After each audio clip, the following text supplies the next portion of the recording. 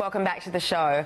A few weeks ago, one of my next guests came in to talk about an exciting new startup accelerator being run by Coca-Cola Amatil called Amatil X in partnership with BlueChilli.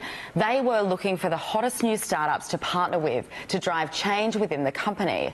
The program so far, a success, with the first round of winners from the Amatil X Accelerate program being announced just last week. So joining me now in the studio to tell us all about what's been happening with the program is Chris Sullivan, Group Director of Partners and Growth at Coca-Cola Amatil, and Megan Flamer, Head of the Accelerate team and Program Director at BlueChilli. Welcome to the show. Thank you, Chloe. This is exciting. Chris, I'm happy to have you back. Great to be back. So let's go back to April when I first had you on the Enterprise and we spoke all about Coca-Cola Amatil and the Amatil X program. Do you want to just give a quick wrap-up for people who unfortunately missed that show, and then we'll talk about these amazing new people that you've got in the team? Yeah, sure. So we've launched Amatil X. It was 2.5 months ago, and it's what we're calling our Emerging Possibilities platform. At Coca-Cola Amatil, we look at scouting for and investing in businesses that will drive future revenue growth for our organisation. And we really want to leverage our scale and our capabilities with entrepreneurs and their agility and disruption that they can bring. Well, I absolutely love this because we were talking about, one of the biggest, oldest, most well-known businesses there is in the world, but you have really seen a need to innovate and keep up with the times and change, and that's what this program is really outlining and doing. Look, it is. We actually drive a lot of innovation in our core business around beverages, and that's with our strategic brand partners. Amatil X is a complementary program to that. It's about looking at growth beyond our current business and really exploring the very exciting world that is being powered by, we're seeing, by startups. And we think there's a great opportunity, both one for us to be able to participate and help those organisations scale, but also for it to rub off on us as an organisation and how we operate inside ourselves. Yeah, to bring that sort of culture into the business. Megan, I want to draw you into the conversation. Talk to me about your partnership with Chris, and I understand you've just come back from Silicon Valley, so you're bringing some pretty amazing experience, I would think. I hope so, yeah. I mean, I'm very excited to be back in Australia. I'm obviously Australian, and I just spent 4 years over in San Francisco working with a bunch of big tech companies. Wow. And looking at how we create businesses that make a big difference in the world. So BlueChilli kind of lured me back under the promise of, how would you like to do that times 40, times 15, times however many companies we can get through this program. And it's a huge opportunity to be working with a company like Coca-Cola Amatil, which obviously has enormous reach, but is also really committed to innovating. I mean, as you were saying, we're looking at how we take an old organisation and start to move it in different ways. They're so committed to doing all these big things in the world, and we get to help them do that. Yeah, I mean, you must be loving it. You can kind of feel it buzzing off you, and we were as excited when we spoke, Chris, in April about this. Tell me about some of the creations that have occurred then. Who was announced last week? Yeah, well, first of all, I mean, our partnership with BlueChilli is really what's sort of powering this Accelerate program, and we've just been through the boot camp. I'll let sort of Megan talk to some of the people who've been through it, but we had such a positive response in terms of applicants. We had over 600 who went through. They must have all been watching the Enterprise. They must have all been watching the Enterprise, exactly, Chloe. And we also had some internal people, but I'll mention that in a minute. But Megan, maybe you can comment on what you saw coming through in the program. Yeah. So, well, we had so many people interested from across Australia and New Zealand, and we ended up having just under 300 applications, and then all through this judging process down to a final 40.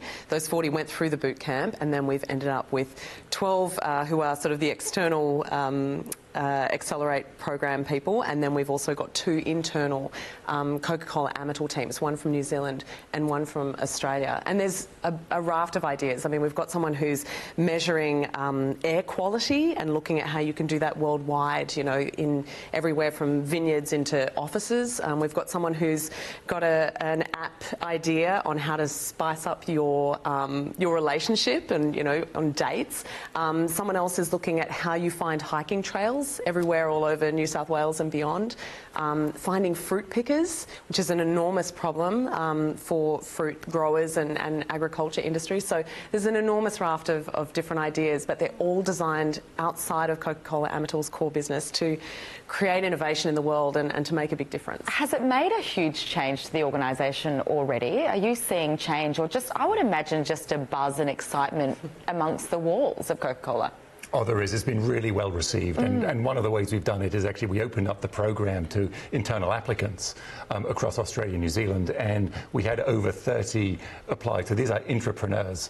6 went through to the boot camp, and 2 made it through into the sort of program, which starts next week. So just the level of excitement and buzz from those people. We're also providing mentors into the program.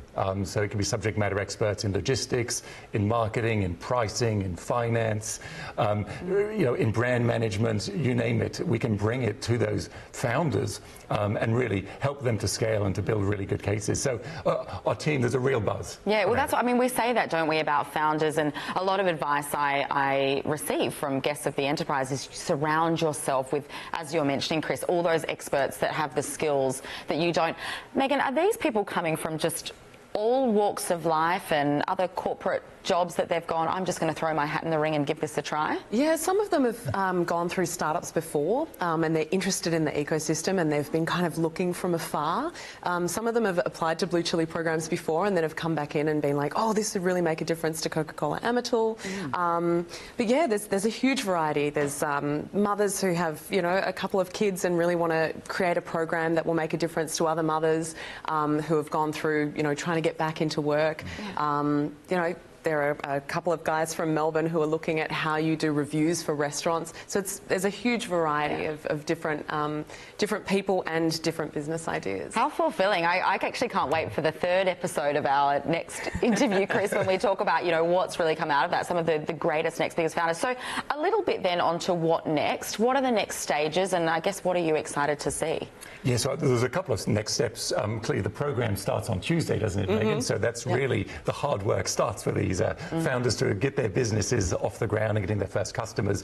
We've also got slightly larger organizations, scale-ups, who can join the program in August. So we're reopening applications during the month of August for sort of organizations that are slightly more down the developed path to join as well. And then that goes all the way through till the end of the year, pretty much, Megan. Yeah, that's right. So until November. Fabulous. Megan, you've just come back from the States, as we mentioned before. How's Australia faring when it comes to innovation, creative ideas? I always love to ask that question for anyone who's been travelling, really. Yeah. It's a much smaller ecosystem. I mean, I think that's pretty obvious to everyone. It's just a smaller population. I like to think that we're doing it better here, and it's not just because I've kind of been away and come back.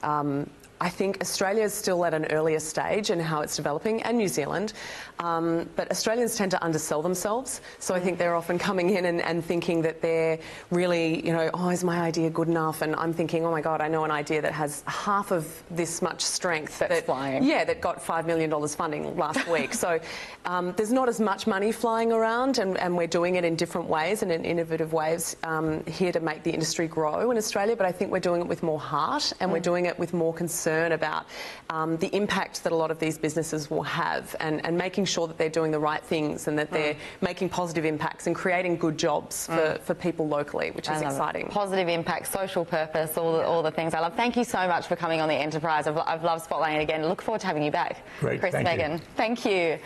That's all we've got time for right now.